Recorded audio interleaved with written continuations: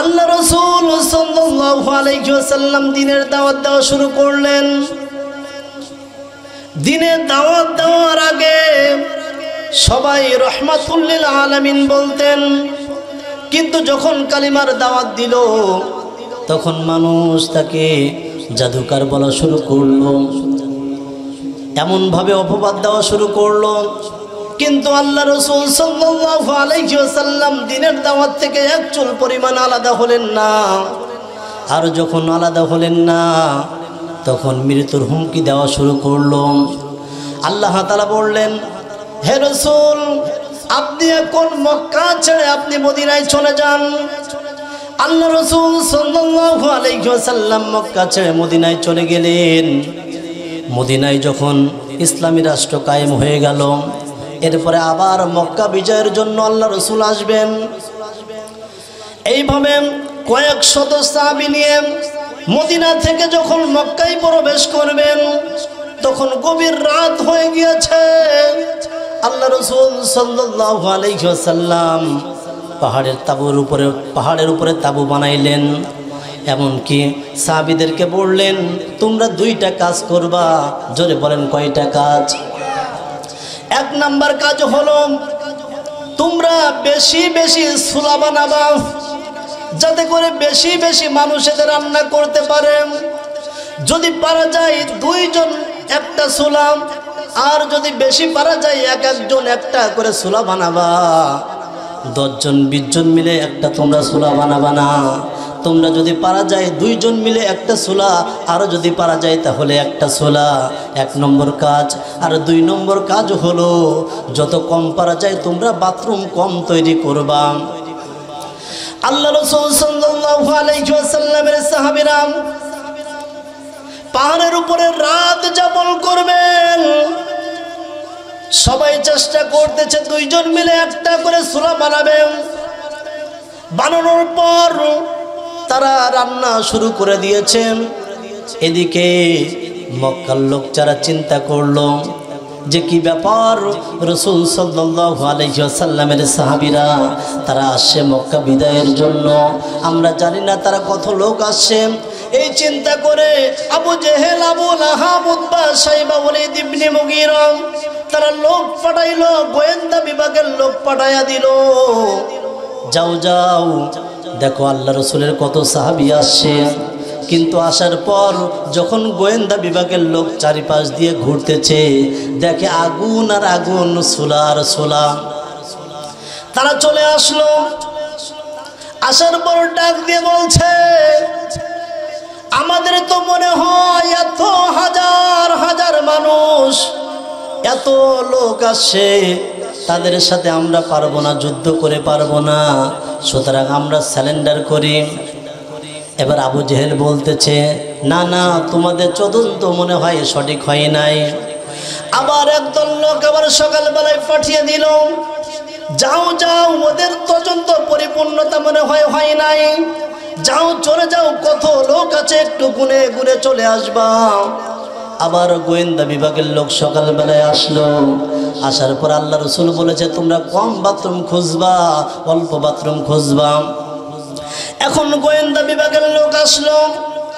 আসার পর দেখে এক এক লাইনে শত শত মানুষ দাঁড়িয়ে আছে। গোয়েন্দা বিভাগের লোক আবার চলে গেল, ডাক দিয়ে বলছে, আবু জেহেল,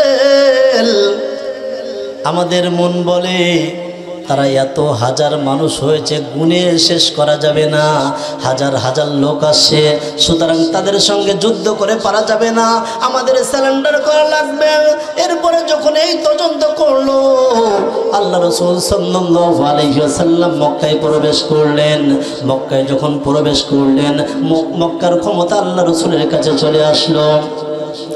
আসার পর শত শত হাজার হাজার কাফের এক জায়গায় হয়ে গিয়েছে। আল্লাহ রাসূল ডাক দিয়ে বলছে, আমার ভাইয়া, তোমরা কি মনে করো, তোমরা যে আমার উপরে জুলুম করেছিলে, নির্যাতন করেছিলেন, এখন তোমাদের কি মনে হয় আমি তোমাদের সঙ্গে কিরূপ ব্যবহার করব?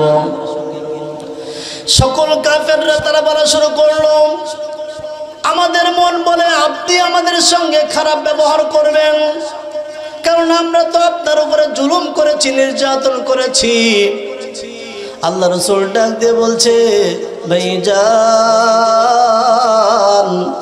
আমি আজ আপনাদের সাথে খারাপ ব্যবহার করব না। যেমন ইউসুফ আলাইহিস সালাতু ওয়াস সালামের ভাইরা তার সঙ্গে নির্যাতন করেছিল, তারা কুয়ার ভিতরে রেখে দিয়েছিল, তার ভাইদেরকে যেভাবে মাফ করে দিয়েছে, ও আমার সাহাবীরা রে, তোমরা শুনে রাখো, আমিও আমার ভাইদেরকে মাফ করে দিলাম। আরো একটু আসতে বলেন সুবহানাল্লাহ। সম্মানিত ভাইরা, তাহলে আমরা এই আয়াতের শানের ঝুল থেকে একটা জিনিস শিখলাম, মাফ করে দিতে হবে, ক্ষমা করে দিতে হবে।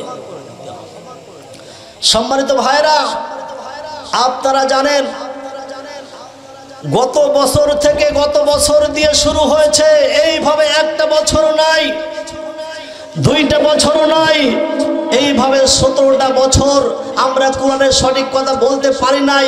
ইচ্ছা করেছিলাম বলার, আর যখনই বলেছি আমাদের উপরে বারবার হামলা হয়েছে, মামলা হয়েছে, তারপরেও কোরআন থেকে আমরা আলাদা হই নাই। কথা বলেন ঠিক কিনা? আমার প্রিয় ভাইরা, এখন হয়তো আমাদের ক্ষমতা আসছে এবং আসবে ইনশাআল্লাহ। কথা বলেন ইনশাআল্লাহ। ক্ষমতায় আসবে, আমরা ক্ষমতায় আসব, ইসলামী রাষ্ট্র ক্ষমতায় আসবে। এখন সময় এসেছে, আমাদের বিভিন্ন দলাদলি করার সময় নাই। এখন আলেমরা এক ফর্মে তৈরি হতে হবে। কথা বলেন ঠিক কিনা? আমাদের সময় এসেছে, আমরা তাদেরকে ক্ষমা করে দিলাম, কিন্তু সামনে যে দিন আসতেছে, আমাদের ইসলামী রাষ্ট্র আমাদের ক্ষমতায় আনতেই হবে। কথা বলেন ঠিক কিনা? এখন আমাদের সমস্যা হচ্ছে, আমরা আলেমরা দেখেন, মাঝে কিছুদিন আগে গণনা হলো, 51 দলে বিভক্ত হয়েছে আলেমরা। কয় দল? কথা বলেন না কেন? কয় দল? 51 দলে আলেমরা বিভক্ত হয়েছে। আমাদের ভিতর যদি এত দলাদলি হয়, তাহলে সামনে কি, ভবিষ্যৎটা কি? এখনো সময় আছে। যদি আলেমরা, সকল আলেমরা যদি আমরা ঐক্যবদ্ধ হয়ে যাই, আমার তো মন বলতেছে আর বেশি দূরে নাই, আগামীর বাংলাদেশ কোরআনের বাংলাদেশ। কথা বলেন ঠিক কিনা? এখন আপনি বলতে পারেন, হুজুর এ কথা আপনি এ জায়গায় বলছেন কেন? আপনি মনে করতে পারেন যে মনে হয় এই জায়গার কথা এই জায়গায় থাকবে, আসলে বিষয়টা তা না। এই যে ইউটিউব আছে, চ্যানেল আছে, আমাদের প্রিয় সরোয়ার ভাই ওয়াজ টিভি 24 আসছে, আসলে এর মাধ্যমে সারা বিশ্বে এই আলোচনাটা ছড়িয়ে পড়বে। কথা বলেন ঠিক না ঠিক? সম্মানিত ভাইরা, এই ঘটনাক্রমেই আল্লাহ তাআলা সূরা নিসার 75 নম্বর আয়াত আল্লাহ তাআলা নাজিল করলেন। বলেন আল্লাহু আকবার। এবার আমার সাথে বলেন, আউযু বিল্লাহি মিনাশ শাইতানির শোক ভাই ঠান্ডা একটু ঘুরাই দেন, গরম লাগে। আউযু বিল্লাহি মিনাশ শাইতানির রাজিম। বিসমিল্লাহির রহমানির রহিম। ওয়া মা লাকুম লা তুকাতিলুনা ফি সাবিলিল্লাহ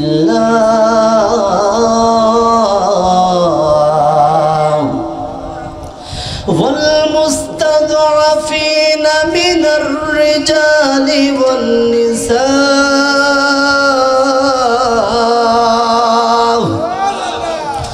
والولدان الذين يقولون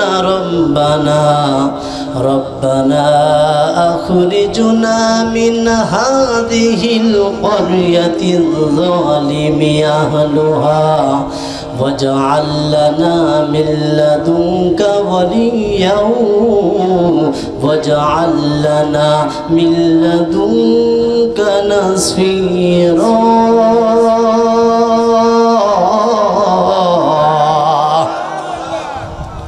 সম্মানিত ভাইরা,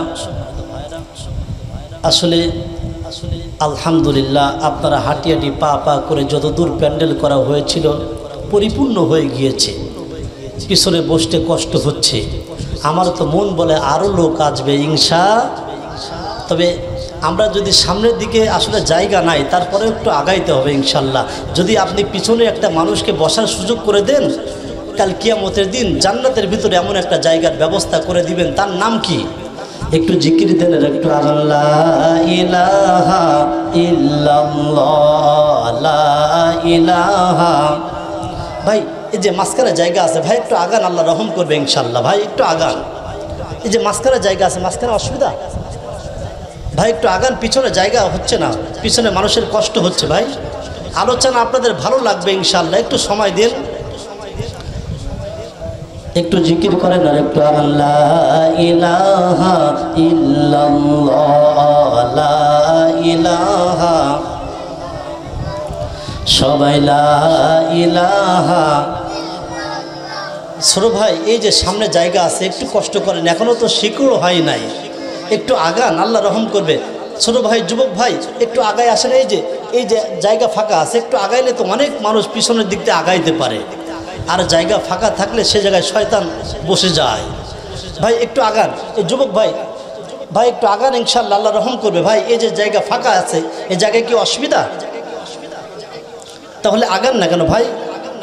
ছোট ভাই বুঝি না, কাদা, আচ্ছা আচ্ছা আচ্ছা, জি। তাহলে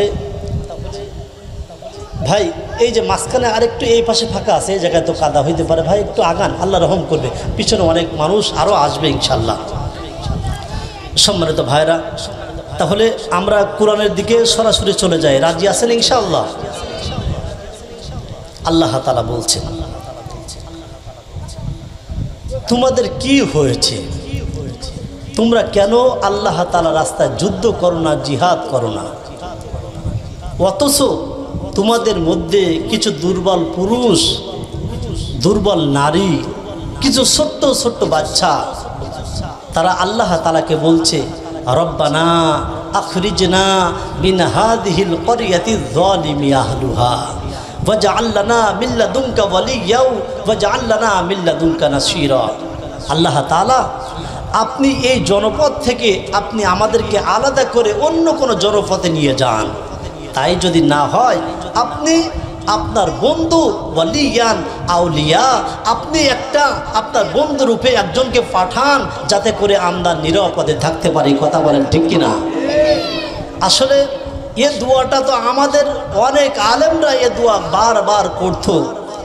আসলে এই যে কিছুদিন আগে, এই জায়গা থেকে 2 মাস আগে, বিশ্বাস করেন আমরা যে রাস্তার ভিতর দিয়ে যেতাম, অনেক রাত্রেবেলায় মাহফিল করি, অধিকাংশ রাত্রেবেলায় ফিরতে হয়। কোথায় কি থাকি, আসলে শুধু মাহফিল করে ফেরার পথে না, আমরা যখন বাড়িতে থাকতাম, বাড়ির পাশে দোকানে থাকতাম, যখন রাস্তায় হাঁটতাম, আমরা একটা সেকেন্ড আমরা নিরাপদ থাকতাম না। এখন তো আল্লাহর রহমতে আমরা কোরআনের কথা, হাদিসের কথা আপনাদেরকে খুলে খুলে বলতে পারবো। রাজি আছেন ইনশাআল্লাহ? তো সম্মানিত ভাইরা, আল্লাহ তাআলা এই আয়াত এই সময় নাজিল করল। এবার আসেন, এই মুহূর্তে আমরা যে বাংলাদেশে বসে খুব সুন্দরভাবে, মাশাআল্লাহ, আপনাদের মুখে অনেকে হাসি দেখতেছি, কোনো চিন্তা নাই, কোনো পেরেশান নাই, আপনি সরাসরি কোরআনের মাহফিলগুলো আপনি শুনতে পাচ্ছেন এবং দেখতে পাচ্ছেন, আলহামদুলিল্লাহ। কিন্তু এই মুহূর্তে আপনি কি একবার ভেবেছেন, মায়ানমারে, ফিলিস্তিনি, কাশ্মীরে আমার হাজার হাজার ভাইয়ের প্রতি, আমার হাজার হাজার বোনের প্রতি এই সময় নির্যাতন করা হচ্ছে? কথা বলেন ঠিক না বেঠিক? এই যে দেখেন এই মুহূর্তে ফিলিস্তিনের অবস্থাটা কি, হৃদয় বিদায়ক যে কথাগুলা আপনারা পত্রিকা পড়বেন, যুগ উপযোগী আপনারা পড়বেন, স্টাডি করবেন। আজ মুসলমানরা তো লেখাপড়া করতে চায় না, এই জন্য মুসলমান জাতি অনেক পিছিয়ে যাচ্ছি আমরা। যদি দেখেন ফিলিস্তিনের অবস্থা, এই মুহূর্তে কি করুণ অবস্থা, যদি আমি আপনাদেরকে ছোট্ট একটা ঘটনা বলি তাহলে আপনাদের বুঝ আসবে, আপনাদের মেধারা ওই দিকে চলে যাবে যে ফিলিস্তিনের মুসলমান এই অবস্থায় কি করুণ দৃশ্য তারা পার করছে। বলবো রাজি আছেন ইনশাআল্লাহ? ফিলিস্তিনি একটা পরিবারের সবাই মুসলমান। এই সংসারে একটা পুরুষ, একটা মহিলা, একটা সন্তান, মোট কয়জন হলো? কথা বলেন, 3 জন। বাবা এবং মায়ের একমাত্র একটা সন্তান, সন্তানের নাম হচ্ছে আব্দুর রহমান। নাম কি? এই যে কয়েক মাস আগের ঘটনা আমি বলতেছি আপনাদের। এই আব্দুর রহমানের বয়স 9 থেকে 10 বছর হবে, ছোট্ট বাচ্চা। ইসরায়েল থেকে 5 জন কাফের, ইহুদি, নাসরা, খ্রিস্টান, বৌদ্ধ 5 জন মিলে একটা মুসলমানের বাসায় ঢুকলেন। ঢুকার পর দেখে ছোট্ট একটা বালক দেখা যায়, ছোট্ট একটা বাচ্চা দেখা যায়। ডাক দিয়েছে, বাবা এই দিকে আসো। ওই বাচ্চা এই দিকে আসলো। আসার পর ডাক দিয়ে বলছে, তোমার নাম কি? ওই বাচ্চা ডাক দিয়ে বলছে, আমার নাম হচ্ছে আব্দুর রহমান। বলেন নাম কি? সবাই বলেন নাম কি? আব্দুর রহমান। ওই ইহুদিরা এবার ডাক দিয়ে বলছে, তোমার বাবা কোথায়? আব্দুর রহমান ডাক দিয়ে বলছে, আমার বাবা ইসলামের জন্য, কোরআনের জন্য, দ্বীনের জন্য আমার বাবা শহীদ হয়ে গিয়েছে। তাহলে তোমার বাসায় আর কে আছেন? ওই আব্দুর রহমান ডাক দিয়ে বলছে, আমার বাসায় আমার মা ছাড়া আর কেউ নাই। তোমার মাকে ডাকো। মাকে ডাকা হলো। মাকে ডাক দিয়ে বলছে, বোন আমার তুমি মুসলমান? জি হ্যাঁ আমি মুসলমান। বোন আমার কালিমা ছেড়ে দাও, কালিমা ছেড়ে দাও। আব্দুর রহমানের মা ডাক দিয়ে বলছে, ভাইজান আমি যে কালিমা গ্রহণ করেছি, আমার স্বামী ইসলামের জন্য, কোরআনের জন্য, দ্বীনের জন্য শহীদ হয়ে গিয়েছে। আর আমাকেও যদি ইসলামের জন্য, কোরআনের জন্য যদি আমাকে শহীদ হতে হয়, এমনকি যদি আমার জীবন দেওয়া লাগে, যদিও আমি আমার স্বামীকে ছেড়েছি, যদি আমার সন্তানকে ছাড় লাগে আমি আমার সন্তানকে ছাড়বো ভাইজান, তারপরেও আমি কালিমা ছাড়তে পারি না। আব্দুর রহমানের মা যখন একথা বলছে, ওই কাফেররা ডাক দিয়ে বলছে, বোন আমার যদি তুমি কালিমা ছেড়ে দাও, তোমার জীবন নিয়ে কোনো পেরেশান করা লাগবে না, অর্থ সম্পদ নিয়ে কোনো পেরেশান করা লাগবে না, তোমার টাকা পয়সার কোনো অভাব হবে না, বাড়ির অভাব হবে না, গাড়ির অভাব হবে না, কোনো কিছুর অভাব হবে না। শর্ত হলো একটা, তুমি কালিমা ছেড়ে দাও। আব্দুর রহমানের মা ডাক দিয়ে বলছে, ভাইজান যে কালিমা আমি গ্রহণ করেছি, এই কালিমার জন্য যদি আমার জীবন দেওয়া লাগে আমি জীবন দিব, তারপরেও আমি কালিমা থেকে একটু পরিমাণ আমি আলাদা হব না। আব্দুর রহমানের মা যখন এই কথা বলছে, কাফেররা চিন্তা করলো না, না এইভাবে আব্দুর রহমানের মাকে ইসলাম থেকে, কোরআন থেকে তাকে আলাদা করা যাবে না। একটা চাকু বাহির করলেন। চাকু বাহির করার পর আব্দুর রহমানের মায়ের ডান হাতে একটা কোপ মারছেন। ডান হাতে যখন কোপ মারছেন, ডান হাত থেকে জমিনের উপরে পড়ে গেছে। ভাইজান হয়তো 1 থেকে 2 মাস আগের ঘটনা আমি আপনাদেরকে বলছি। যখন হাতটা কেটে জমিনের উপরে পড়ে গেছে, আব্দুর রহমান আল্লাহ বলে ডাক দেয়, মালিক ও আমার আল্লাহ। আবার একটু বলেন না আল্লাহ। আবার একটু মায়াবী কণ্ঠে বলেন না আল্লাহ। আব্দুর রহমান যখন আল্লাহ বলে ডাক দেয়, শত শত মানুষ আব্দুর রহমানের বাসার দিকে রওনা দিয়েছে। এখন কাফেররা চিন্তা করলো, যেহেতু আমরা 5 জন মানুষ, আমরা যদি এই জায়গায় থাকি তাহলে হয়তো আমাদেরকে দুনিয়া থেকে বিদায় করে দিবে। না না, এই জায়গায় থাকা যাবে না। কিছুক্ষণ পর আব্দুর রহমানের মা ওই জায়গা থেকে, আব্দুর রহমানের মা তো অসুস্থ, হাত কেটে গিয়েছে। কাফেররা 5 জন ওই জায়গা থেকে চলে গেল, আর ওই জায়গায় থাকলো না। কিছুক্ষণ পর ওই এলাকার লোক আব্দুর রহমানের মাকে নিয়ে হাসপাতালে নিয়েছে। যখন হাসপাতালে নিল, হাসপাতালে জায়গার কোনো ব্যবস্থা নাই। ক্লিনিকের ভিতরে নিল, ক্লিনিকের ভিতরে কোনো জায়গা নাই। ভাইজান,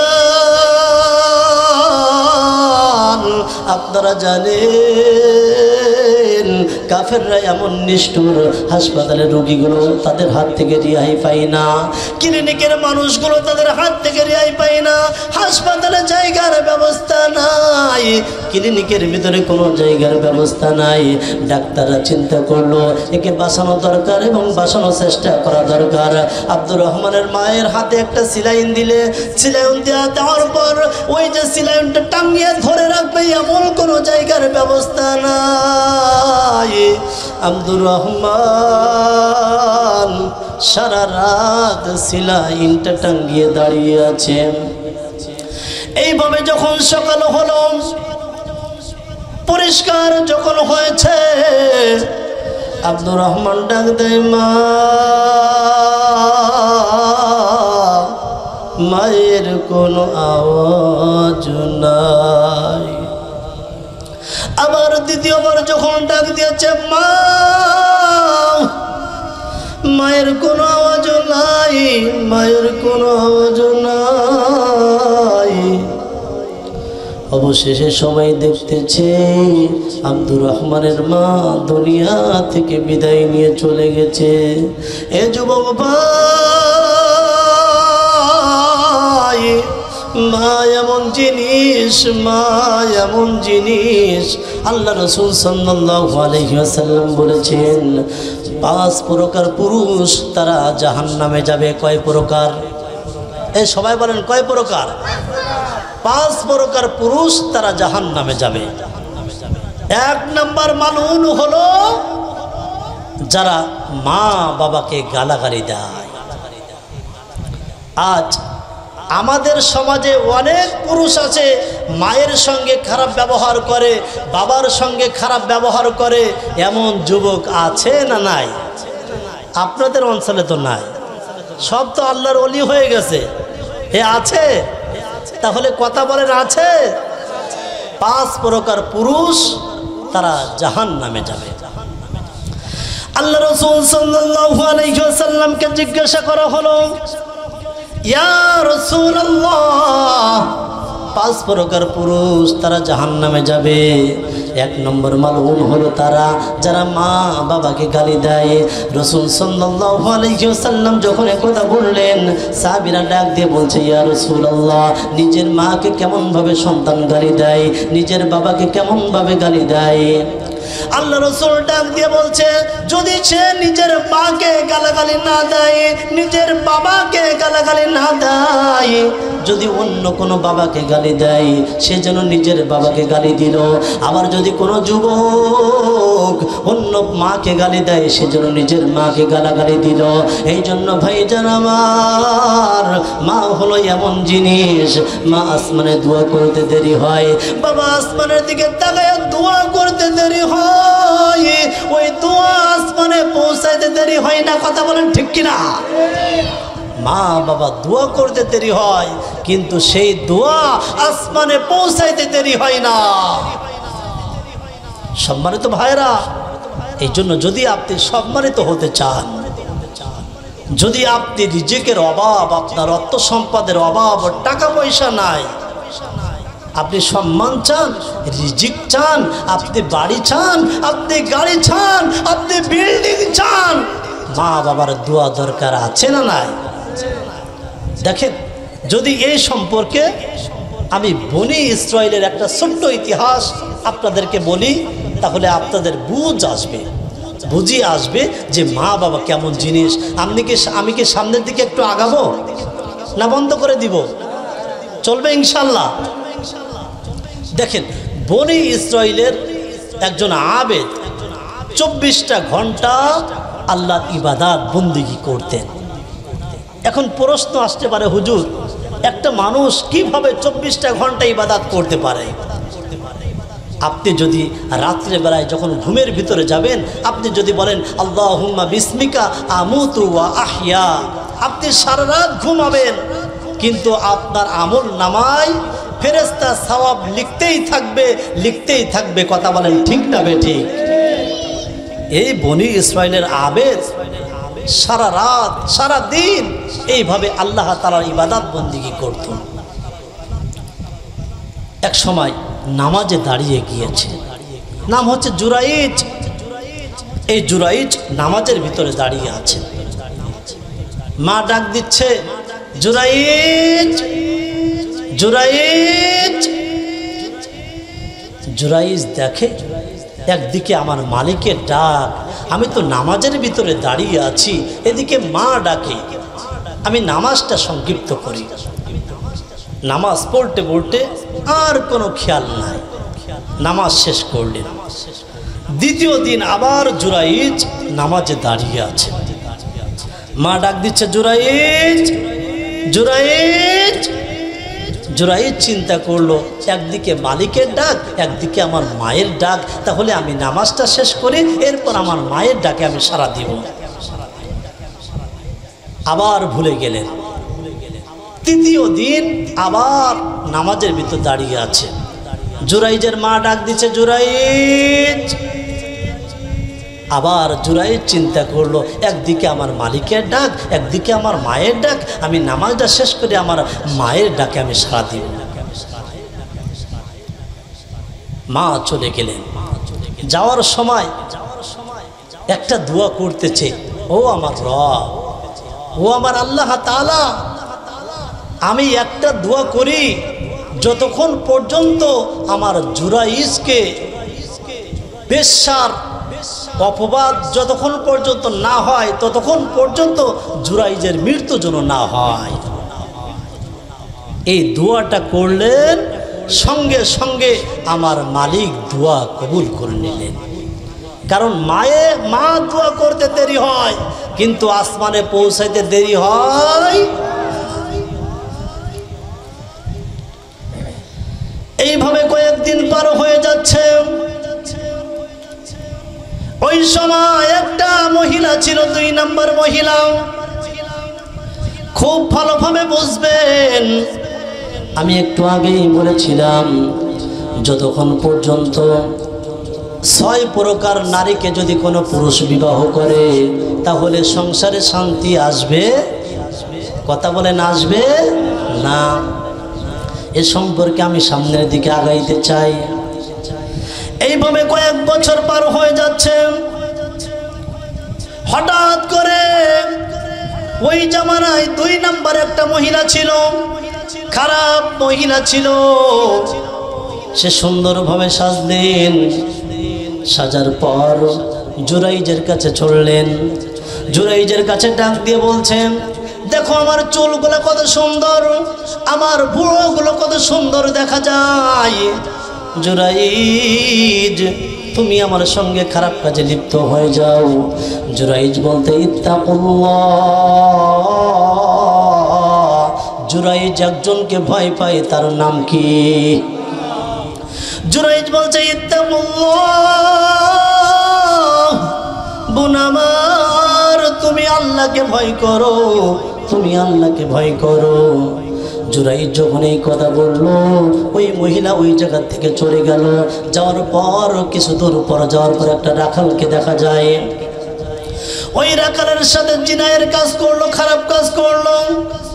একটা বাচ্চা তার পেটে চলে যায়। কিছুদিন পর যখন বাচ্চারা প্রসব করলো, এলাকার লোক তাকে ধরছে, তোমার তো বিবাহ হয় নাই, তাহলে এই বাচ্চার বাবাকে। এখন ওই মহিলা চিন্তা করলো, আমি যদি বলি এই বাচ্চার বাবা রাখাল, তাহলে তো আমাকে দুনিয়া থেকে বিদায় করে দিবে। সে ডাক দিয়ে বলছে, এই বাচ্চার বাবা হলো জুরাইজ, তোমরা যাকে আবেদ মনে করো, বড় আল্লাহওয়ালা মনে করো। এরপরে সময় চললেন জুরাইজের কাছে। যাওয়ার পর ইবাদত বন্দেগী যে ঘরের ভিতরে করত, ওই ঘরটা ভেঙে চুরে তছনছ করে দিল। দেওয়ার পর জুরাইজকে মারা শুরু করলো। মারা যখন শুরু করে দিয়েছে, জুরাইজ ডাক দিয়ে বলছে, ভাই আমার, তোমরা আমাকে কেন মারো? মারার কারণটা কি জানতে চাই। ওই সমস্ত লোক ডাক দিয়ে বলছে, তুমি সারাদিন ইবাদত বন্দেগী করো আর রাত হলে খারাপ কাজ করো, এই যে ছোট বাচ্চার বাবা হলো নাকি তুমি? জুরাইজ ডাক দিয়ে বলছে, না না, ওই ছোট বাচ্চার বাবা আমি না। এইভাবে যখন জুরাইজকে মারা শুরু করলো, জুরাইজ ডাক দিয়ে বলছে, ভাই আমার, ইত্তাকুল্লাহ, তোমরা আল্লাহকে ভয় করো, আসলে আমি তার সঙ্গে খারাপ কাজ করি নাই। জুরাইজ যখন কথা বলল, তাহলে কি প্রমাণ তোমার কাছে আছে?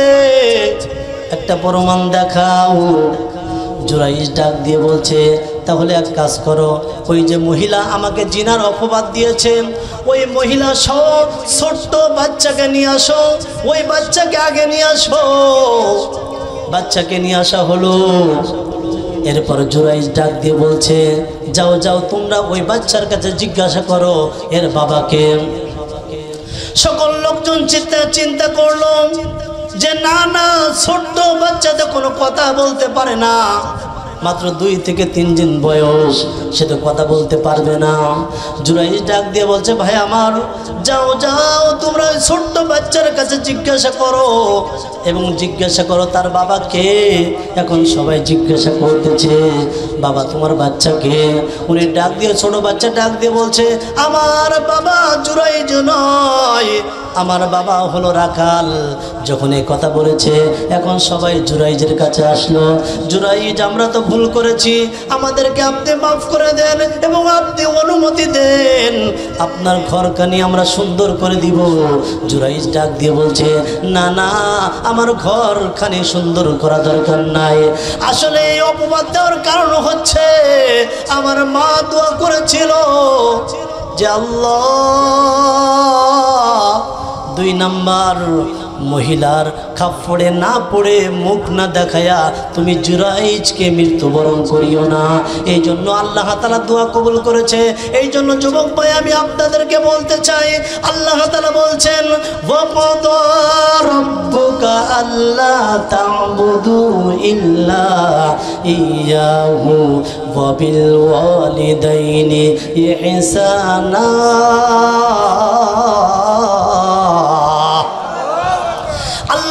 বলছে, বান্দা তোমরা আমার ইবাদত করবা। বলেন, আমরা ইবাদত করব একমাত্র একজন, তার নাম কি? আল্লাহ বলছে, বান্দা তোমরা আমার ইবাদত করবা, এরপরে মা বাবার খেদমত করবা। তোমাদের মা বাবার সঙ্গে এমন কোনো ব্যবহার করো না, তারা শব্দ করে, এমন কোনো ব্যবহার করবা না। তাহলে আমরা হাদিস থেকে প্রমাণ পেলাম, 1 নম্বর মালউন হলো তারা যারা মা বাবাকে গালি দেয়, আর যারা মা বাবাকে গালাগালি দেয় তারা জাহান্নামে যাবে। কোথায় যাবে? এই কথা বলেন, কোথায় যাবে? এই যুবক ভাই, আমি আপনাকে আহ্বান করতে চাই, আপনি বিবাহ করার পর আপনার স্ত্রী পেয়ে আপনার মাকে ভুলে গিয়েছেন, বাবাকে ভুলে গিয়েছেন। আপনি শ্বশুর শাশুড়ি পাওয়ার পর আপনার মাকে ভুলে গিয়েছেন, বাবাকে ভুলে গিয়েছেন। আসলে স্বার্থ ছাড়া আপনার স্ত্রী আপনাকে ভালোবাসে। কথা বলেন, কথা বলেন। একটু স্বার্থে আঘাত লাগায় দেখান না, দেখেন, একটু দেখেন, পরীক্ষা করে দেখেন।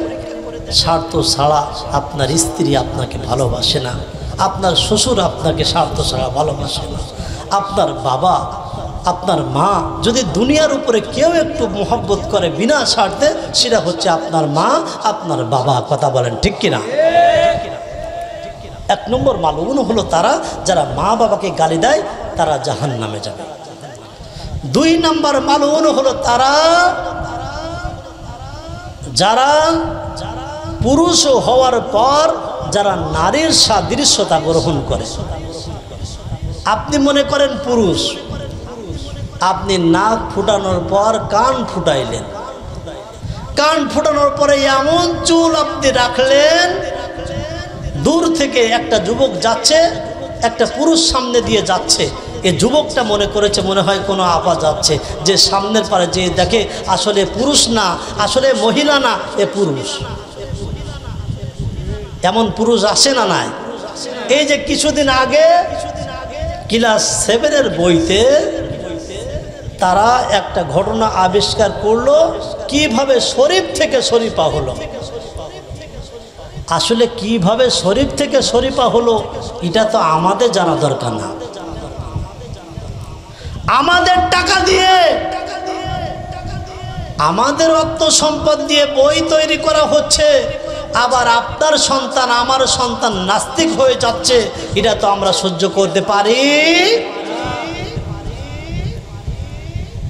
এবং আজ যে আপনারা দেখতেছেন বিভিন্ন জায়গায় বন্যা বন্যা বন্যা হচ্ছে, আপনাদের সাতক্ষীরার দিকে কম না বেশি? সব জায়গায় হচ্ছে। আমি আমার জীবনে আমাদের যশোর কেশবপুর থানা, আসলে ছোটোবেলার থেকে আমি কোনোদিন এত পানি দেখি নাই। আসলে পানি কিন্তু এর চেয়ে বেশি হয়, কিন্তু এমনভাবে পানি মানে বন্যার মতো এমন অবস্থা হয়েছে যে পানি সামনের দিকে আগাইতে পারতেছে না, মানুষের কষ্ট হচ্ছে। এটা হচ্ছে একটা গজব, এটা হচ্ছে কি একটা গজব। আমি দেখলাম যে বন্যা কেন হয়, প্লাবিত কেন হয়, এর কারণ হচ্ছে একটা, মানুষ যখন কোরআন বাদ দিয়ে, হাদিস বাদ দিয়ে, ইসলাম বাদ দিয়ে যখন গান বাজনার ব্যবস্থা করবে, গান বাজনার দিকে ধাবিত হবে, ইসলাম ছেড়ে দিয়ে তারা ইসলামের আলাদা বিপক্ষে চলে যাবে, আল্লাহ তাআলা তখন গজবের ব্যবস্থা করবে। কথা বলেন ঠিক কি না?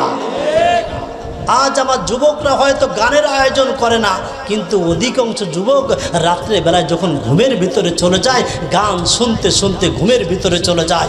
এমন যুবক আছে না নাই? এই কথা বলেন।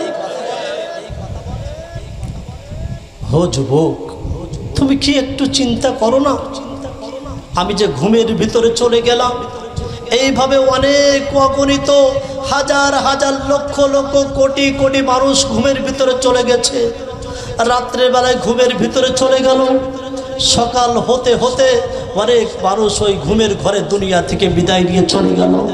হয়তো সেই মৃত্যুটা আমাকেও আসতে পারে। এই জন্য যুবক ভাই, আমি আপনাদেরকে আহ্বান করতে চাই, ইত্তাকুল্লাহ, আল্লাহকে ভয় করেন, আল্লাহকে ভয় করেন, আল্লাহকে ভয় করেন।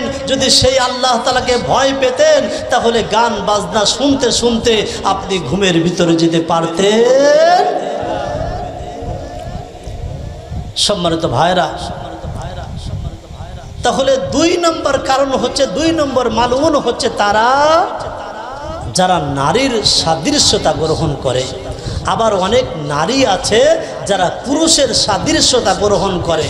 পুরুষ যে স্যুটগুলা পরে, এই মেয়েগুলা এই স্যুটগুলা পরতেছে, পুরুষ যে জামাগুলা গায়ে দেয়, এই মেয়েগুলো সেই জামাগুলো গায়ে দিচ্ছে। এরাও মালউন, এরাও জাহান্নামে যাবে। কথা বলেন ঠিক না ঠিক? 3 নম্বর হচ্ছে তারা যারা 3 তালাক হয়ে গিয়েছে, যারা হিল্লা বিবাহর ব্যবস্থা করে। এই আমাদের সমাজে অনেকভাবে অনেক জায়গায় হিল্লা বিবাহর ব্যবস্থা আছে না নাই? আমরা পরিষ্কারভাবে জানাইতে চাই, আমি একটু আগেই বলেছি এই আলোচনা কিন্তু এই জায়গায় থাকবে না। আসলে হিল্লা বিবাহর ব্যবস্থা কোরআনেও নাই, হাদিসেও নাই, কোরআনেও নাই, হাদিসেও নাই। তাহলে 3 তালাক দেওয়ার পরে অনেক আছে যে এখন তালাক তো হয়ে গিয়েছে, আগের মাথায় তালাক দিলাম, তাহলে এক কাজ করা যাক, তাহলে দাদার সাথে বিবাহর ব্যবস্থা করা হোক, আজ বিবাহর ব্যবস্থা করা হোক, কাল দাদা তালাক দিবে, এরপরে আমি গ্রহণ করব। এমনকি তালাকের ব্যবস্থা করা হোক, যারা গ্রামের এবং যারা মুহাল্লার যারা মাতবর আছে এরা চিন্তা করে যে তালাক দেওয়ার ব্যবস্থা করা হোক, আমি বিবাহ করি 2 দিন পরে আমি তালাক দিব, আবার ওই পুরুষ আবার নারী গ্রহণ করতে পারবে। এমন লোক আছে না নাই? প্রিয় ভাই, হিল্লা বিবাহর কোরআনেও নাই, হাদিসেও নাই। আল্লাহ রাসূল সাল্লাল্লাহু আলাইহি ওয়াসাল্লাম বলেছেন, যারা হিল্লা বিবাহর ব্যবস্থা করবে, যারা এর সঙ্গে সাক্ষী থাকবে, যারা এই কাজের সঙ্গে যারা জড়িত থাকবে, তারা জাহান্নামে যাবে। কোথায় যাবে? পরিষ্কার কথা। 4 নাম্বার মালউন হলো তারা, 4 নাম্বার মালউন হলো তারা যে পুরুষ সুদ খায়। এখন সুদ আমাদের যশোরে অনেক জায়গায় আছে, আপনাদের সাতক্ষীরাতে আছে কিনা আমি জানি না। সাতক্ষীরায় কি আছে? শুধু সুদ আপনি টাকা মনে করেন না যে আমি টাকা নিলাম, 1 লক্ষ টাকা নিলাম, 1 বছর পর আমি 1,20,000 টাকা দিব, এটা সুদ মনে করেন না। এই যে ঘরে ঘরে আজ এনজিও ঢুকে গিয়েছে, বিমা ঢুকে গিয়েছে, আজ অনেক বিরাগ ঢুকে গিয়েছে, এমন আছে না নাই?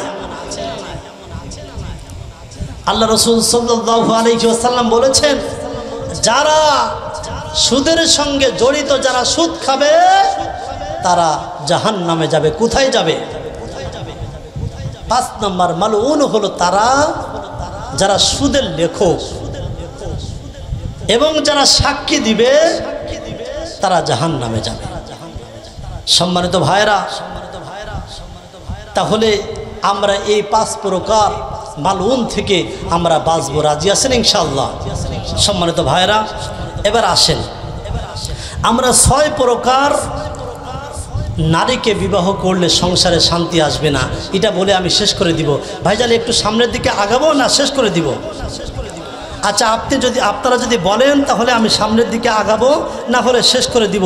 তবে সংক্ষিপ্ত সময়, যেহেতু পর্দা আড়ালের মা বোনরা আসছে, যেহেতু এই আলোচনা শুনলে আপনাদের মজা লাগবে এবং বাস্তবতায় কিছু কথা যেগুলো হচ্ছে বর্তমান, এগুলো আমাদের একটু জানা দরকার। কথা বলেন ঠিক না বেঠিক? আচ্ছা, 6 প্রকার নারীকে বিবাহ করলে সংসারে শান্তি আসবে না। কয় প্রকার? জোর হলো না, আরো জোরে। 6 প্রকার। খুব মনোযোগ দেন। এবার আসেন, আল্লাহ রাসূল সাল্লাল্লাহু আলাইহি ওয়াসাল্লাম জাহান্নামের ভিতরে ভ্রমণ করলেন। দেখে অধিকাংশ মহিলা, অধিকাংশ নারী তারা জাহান্নামের ভিতরে। আল্লাহ রাসূল সাল্লাল্লাহু আলাইহি ওয়াসাল্লাম চোখের পানি ছেড়ে দিয়ে হাউমাউ করে কান্না শুরু করে দিয়েছে। জিবরাইল আলাইহিস সালাতু ওয়াস সালাম আসলেন। আসার পরে বলছে, ইয়া রাসূলুল্লাহ, আপনি কেন কাঁদেন? রাসূল সাল্লাল্লাহু আলাইহি সাল্লাম বললেন, জিবরাইল, ও বন্ধু, আমি তো জাহান্নামের ভিতরে ভ্রমণ করলাম, আমি তো দেখলাম অধিকাংশ মহিলা জাহান্নামে যাওয়ার কারণটা কি? জিবরাইল আলাইহিস সালাতু ওয়াস সালাম বললেন, মহিলারা জাহান্নামে যাওয়ার সবচেয়ে বড় 2টা কারণ। জোরে বলেন, কয়টা? সবাই বলেন, আরো জোরে। জোর হলো না? 1 নাম্বার কারণ হলো তারা স্বামীর না শুকরিয়া করে। আপনাদের সাতক্ষীরায় তো নাই, এরা তো খুব স্বামী ভক্ত আছে। দেখছেন অনেকে কথা বলতেছে না, আবার যদি কথা বলে কাল সকালবেলায়, রাত্রিবেলা তো খানা খেয়ে আসে, সকালবেলা ভাত রান্না হবে না, এমন না তো? ঝামেলা আছে। দেখেন যোগ ভাই বলে ঝামেলা আছে। যাক, মা বোনরা ইনশাল্লাহ, আমি আশা করতেছি এই আলোচনা শুনলে মা বোনরা হিদায়াত হবে ইনশাল্লাহ। বলে ইনশাআল্লাহ। 1 নম্বর কারণ হলো তারা স্বামীর না শুকরিয়া করে। সম্মানিত ভাইরা, দেখেন, আপনি বিবাহ করেছেন 10 বছর, আপনি বিবাহ করেছেন 15 বছর, হঠাৎ করে কোনো এক কারণে ঠুনামুনি বেঁধেছে, ঝগড়া বেঁধেছে, একসাথে থাকতে গেলেই তো বাঁধবে। রাসূল সাল্লাল্লাহু আলাইহি ওয়াসাল্লামের সংসারে ঝগড়া বাঁধত। হঠাৎ করে আপনার স্ত্রী ডাক দিয়ে বলছে, আজ 15 বছর বিবাহ করলাম, কিন্তু তোমার সংসারে এসে একদিনের জন্য একটু শান্তি পেলাম না, একটা সুন্দর কাপড়ও আমাকে কিনে দিলে না। এমন মহিলা আছে না নাই? আছে। 2 নম্বর কারণ হলো তারা পর্দা করে না। সম্মানিত মা ও বোনেরা, এবার আসেন, আল্লাহ রাসূল সাল্লাল্লাহু আলাইহি ওয়াসাল্লাম বলেছেন, লা তানকিহু নিসা সিত্তাতি খিসাল। আল্লাহ রাসূল ডাক দিয়ে বলছে, যদি কোনো পুরুষ 6 প্রকার নারীকে বিবাহ করে তাহলে সংসারে শান্তি আসবে না। 1 নম্বর হলো আন্নানা, 2 নম্বর হলো মান্নানা, 3 নম্বর হলো হান্নানা, 4 নম্বর হলো হাত্তামা, 5 নম্বর হলো বাররমা, আর 6 নম্বর হলো সাত্তাকা। এই 6 প্রকার মেয়েকে যদি কোনো পুরুষ বিবাহ করে তাহলে সংসারে শান্তি আসবে না।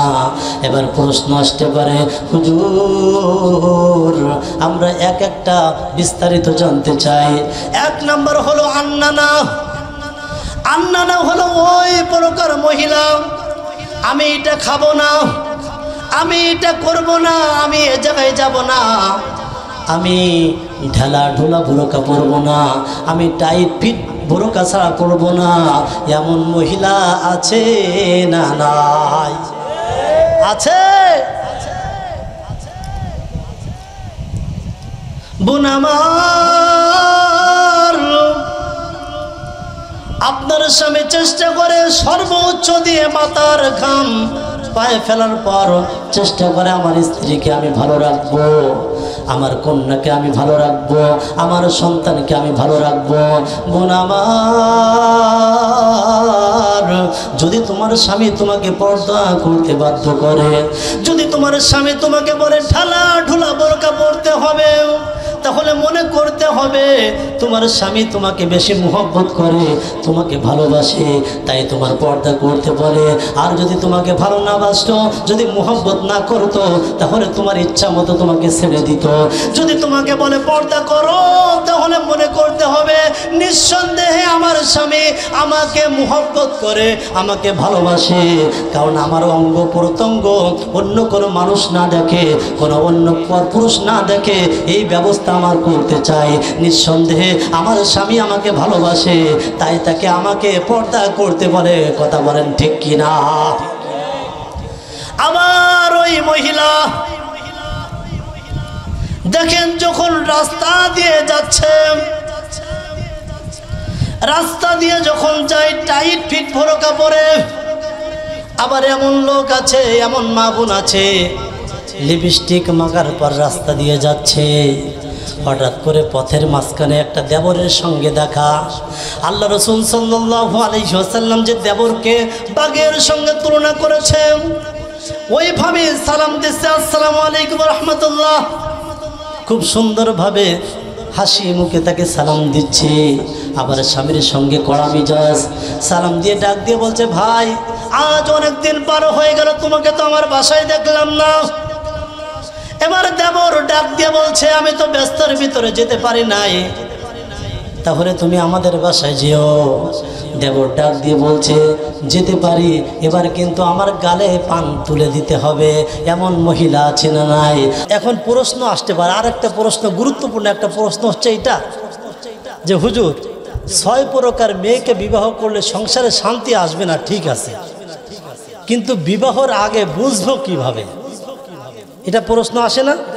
আপনাদের প্রশ্ন কিন্তু আসবে যে হুজুর আমি তো বিবাহ এখনো করতে পারলাম না, কিংবা আমি করেছি কিন্তু আমি বিয়ের আগে কিভাবে বুঝবো যে এই 6 প্রকার মেয়েকে বিবাহ করলে সংসারে শান্তি আসবে না? এটা প্রশ্ন আসতে পারে। কথা বলেন ঠিক না বে ঠিক? আমি এটাও বলবো, ইনশাল্লাহ উত্তরটা বলবো। তাহলে 1 নম্বরটা যেটা বলতেছিলাম আন্নানা, 2 নম্বর হচ্ছে মান্নানা। মান্নানা মানে হচ্ছে খুঁটা দিয়ে কথা বলে। কি দিয়ে কথা বলে? খুঁটা দিয়ে কথা বলে। এমন মহিলা আছে না? আছে, খুঁটা দিয়ে কথা বলে। এখন মনে করেন আপনার সংসারে অভাব, এই বাস্তব মিলান, আপনার সংসারে অভাব। এখন আপনার স্ত্রী চিন্তা করলো, আমার বাবার বাড়ি থেকে 10,000 টাকা নিয়ে আসবো, কিংবা আমার বাবার থেকে তো আমি জমি পাবো, আমি 5টা কাঠা জমি বিক্রয় করে আমার স্বামীর জন্য নিয়ে আসি। কোনো পর্যায়ে কিংবা 2,000 টাকা নিয়ে আসলো, হঠাৎ করে স্বামীর সাথে ঝগড়া লাগছে, ডাক দিয়ে বলছে, স্বামীজি কেমন খুঁটা দিয়ে কথা বলে, স্বামীজি তুমি তো আমার সাথে ঝগড়া করো, আরে আমার বাবার বাড়ির টাকা ছাড়া তো তোমার সংসারই চলে না, এমন মহিলা আছে না নাই? আছে? জিনাটা টানবে না, আসলে বিস্তারিত বলা দরকার ছিল। 3 নম্বরে হলো মান্নানা, সংক্ষিপ্ত করে দিচ্ছি। 3 নম্বরে হলো মান্নানা। ওই প্রকার মহিলা, মনে করেন আপনার স্ত্রী কিংবা অন্য কারোর স্ত্রী আগে এক জায়গায় বিবাহ হয়েছিল, বিবাহ হওয়ার পর আপনার সাথে বর্তমান সংসার করছে, তার বিবাহ হয়েছে আপনার সাথে, এখন ওই ঘরের একটা সন্তান আছে কিংবা কন্যা আছে, এখন আপনার সংসার থেকে ওই যে সন্তান আছে কিংবা কন্যা আছে, আপনার সংসার থেকে টাকা পয়সা অর্থ সম্পর্কগুলো ট্রান্সফার করে এমন মহিলা আছে না নাই? আছে? বোন আমার, যেহেতু আপনি যে সংসার এখন করতেছেন ওটা আপনার আমানত, ওটাই আপনার স্বামী, ওটাই আপনার সব। আপনার বাবা যদি অভাবের ভিতরে থাকে, আপনার স্বামীর সাথে আপনি পরামর্শ করে পাঠাইতে পারেন। আপনার সন্তান এখন অনাহারে না খেয়ে আছে, আপনার স্বামীর সাথে আপনি পরামর্শ করে আপনি পাঠাইতে পারেন। তা না করে আপনার স্বামীর সাথে কোনো কথা বললেন না, আপনি বাবার বাড়ি ট্রান্সফার করেন কিংবা আপনার সন্তানের কাছে ট্রান্সফার করেন। আরে না রে না বোন আমার, এটা করা যাবে না, কথা বলেন ঠিক কিনা? আর 4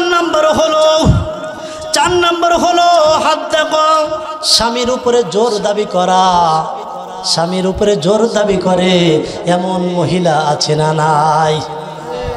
মনে করেন স্বামীর ইনকাম প্রতি মাসে 7,000 টাকা কিংবা 9,000 টাকা কিংবা 10,000 টাকা, এখন সামনে ঈদ চলে আসছে, এখন স্ত্রী ডাক দিয়ে বলছে, স্বামীজি এই ঈদের সময় যদি 5,000 টাকা দামে শাড়ি না কিনে দেওয়া হয় তাহলে আমি ঈদ করব না। এমন মহিলা আছে না নাই? এই কথা বলে।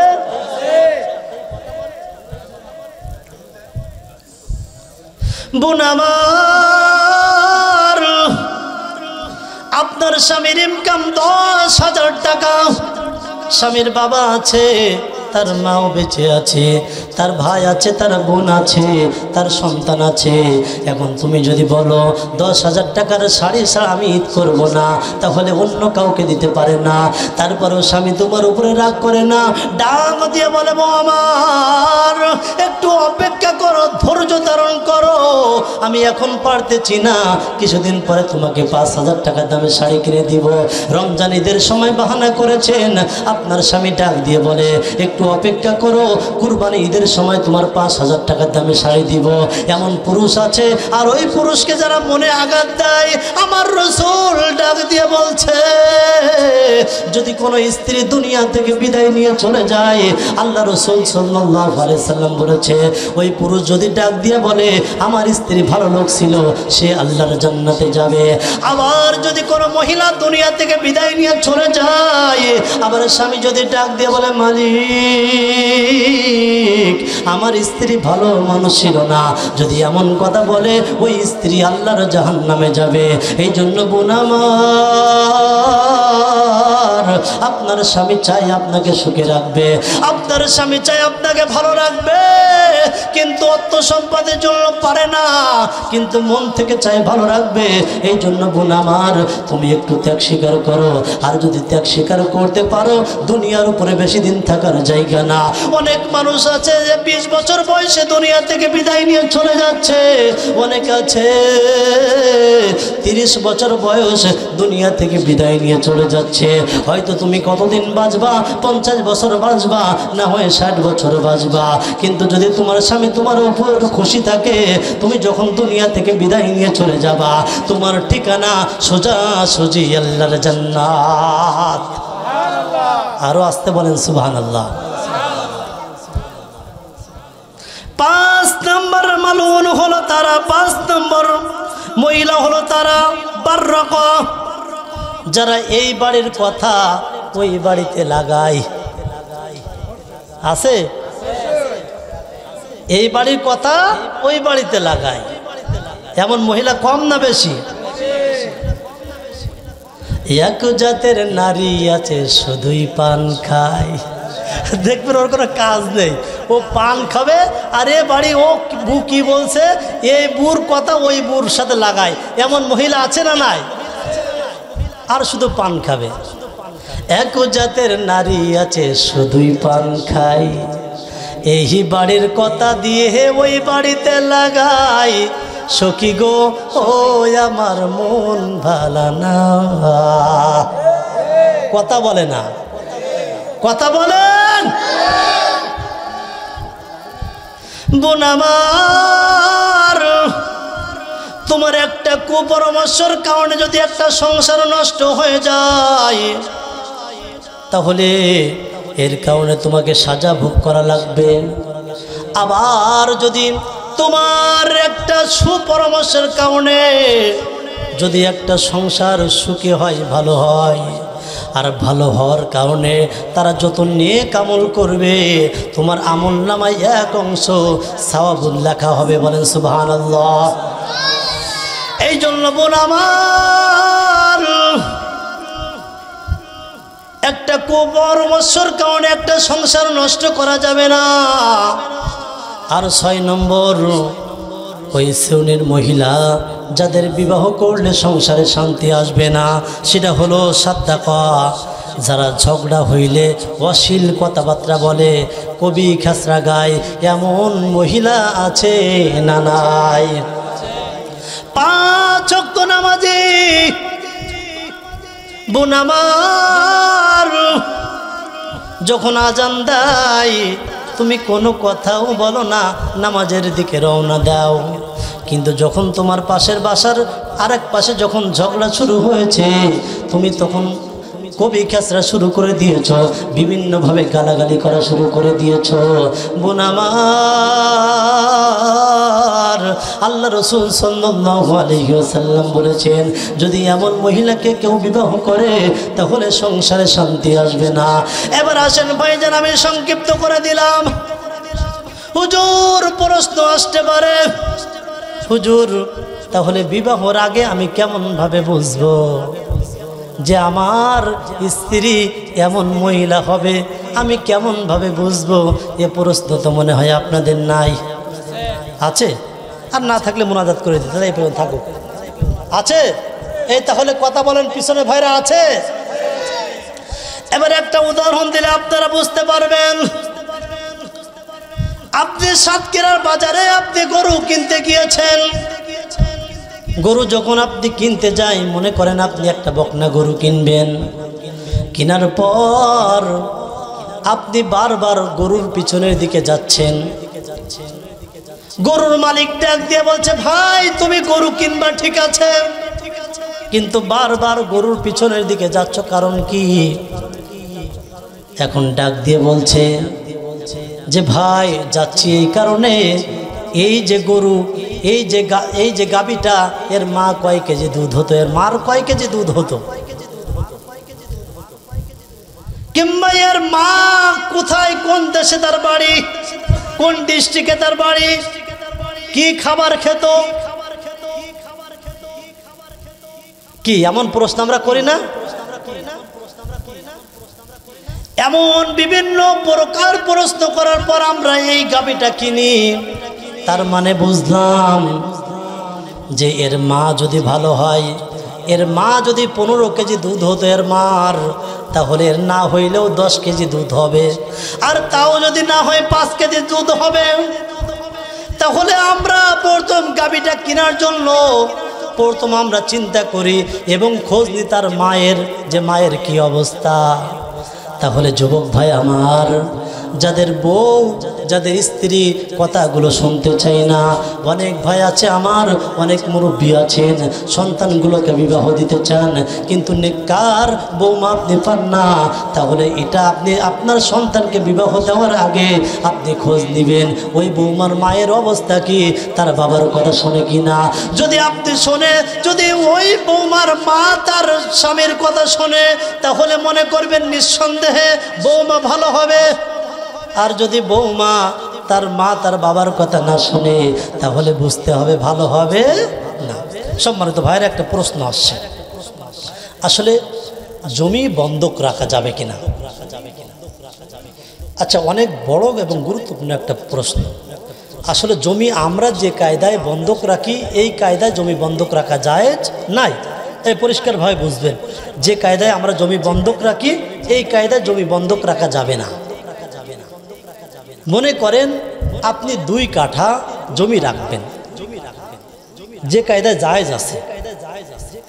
এখন আপনি বললেন হুজুর আমি 20,000 টাকা দিলাম অ্যাডভান্স, এটা অ্যাডভান্স দিলাম। জমিওয়ালাকে বললেন প্রতি মাসে আমার কাছ থেকে 1,000 টাকা নেবেন, কিংবা এই মূল টাকা থেকে এর থেকে আপনি কেটে নেবেন। দেখা যাচ্ছে প্রতি মাসে যদি আপনি 100 টাকাও বলেন 1,000 টাকাও বলেন, যে কয় মাস রাখলেন আপনি মূল টাকার থেকে ওই যে আপনি যেটা আপনি দিলেন, মানে এটা কিন্তু জমি আপনি একটা কি করলেন, মনে করেন তাকে দিয়ে আপনি এটা ব্যবস্থা করে রাখলেন যে আমি অ্যাডভান্স দিলাম, ওর থেকে আপনি টাকা কাটবে, প্রতি মাসে মাসে কাটবে কিংবা বছরে কাটবে। 20,000 টাকা এক বছরে মনে করেন আপনি 1,000 টাকার কথা বললেন, তাহলে 1 বছর পরে 19,000 টাকা ফেরত দেবে। এই কায়দায় আপনার জমি রাখা জায়েজ আছে। না হ্যাঁ আমরা 20,000 টাকা দিলাম, আপনি সব ভক্ষণ করলেন, ও টাকাটাও ফেরত নিলেন, তাহলে এই কায়দা জায়েজ নাই। মনে থাকবে ইনশাল্লাহ। আমরা সবাই দুরূদ ইব্রাহিম পড়ি। আল্লাহুম্মা সাল্লি আলা মুহাম্মাদিন ওয়া আলা আলি মুহাম্মাদ।